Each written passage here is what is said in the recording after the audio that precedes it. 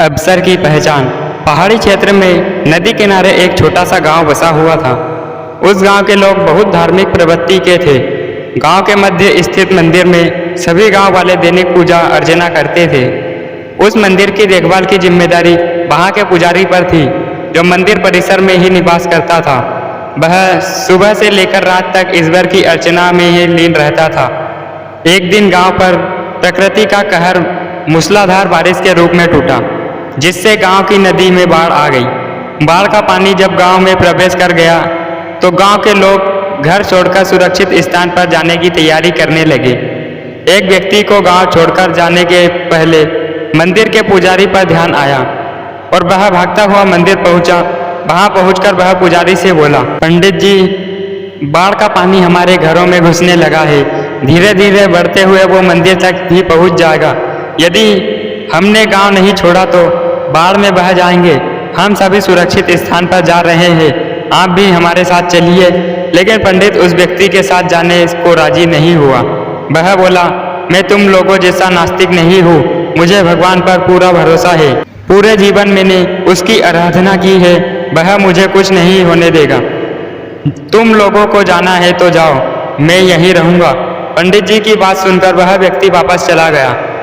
पंडित भगवान की प्रार्थना में लीन हो गया। कुछ ही देर बाद में बाढ़ का पानी मंदिर तक पहुंच गया। बढ़ते बढ़ते वह पंडित के कमर तक पहुंच गया।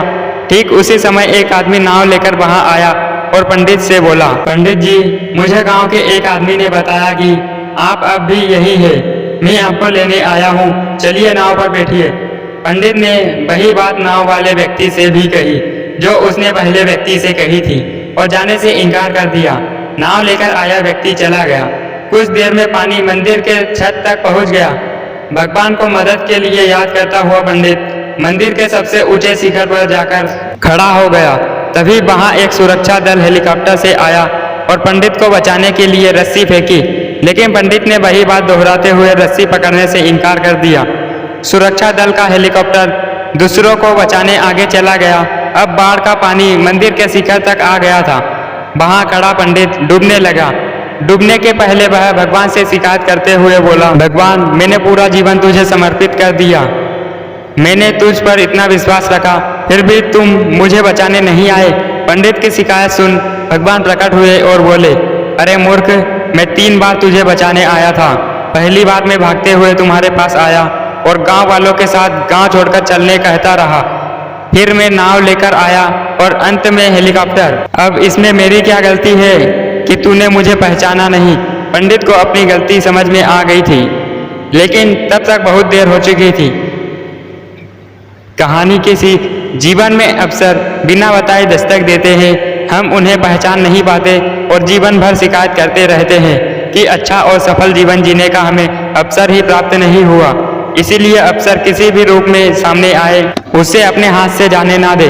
दोस्तों, आज की इस कहानी से आपको क्या बात सीखने को मिली, आप हमें कमेंट करके बताएं और ऐसी ही अन्य कहानियां सुनने के लिए हमारे चैनल को सब्सक्राइब करना ना भूलें। मिलते हैं अगली वीडियो में, तब तक के लिए धन्यवाद।